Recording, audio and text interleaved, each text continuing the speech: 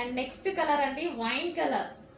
So అన్ని 4 colours కూడా చాలా అంటే చాలా డిమాండ్ వచ్చింది, ఫుల్ రెస్పాన్స్ వచ్చింది. వైన్ మళ్ళీ స్టిచ్చింగ్ అయితే అయిందండి.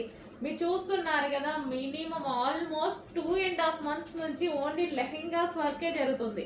సో ఎందుకంటే అంత డిమాండ్ అనేది వచ్చిందనమాట కంటిన్యూస్గా 2.5 months నుంచి. సో ఇదే స్టాక్ అనేది స్టిచ్చింగ్ చేస్తున్నారు. 2.5 months అంటే మామూలు విషయం అండి. సో అంత డిమాండ్ వచ్చింది, అంత మంచి ఫీడ్బ్యాక్స్ ఉన్నాయి, అంత మంచి కస్టమర్స్ ఉన్నారు. సో వైన్ మరొకసారి రీస్టాక్ అనమాట.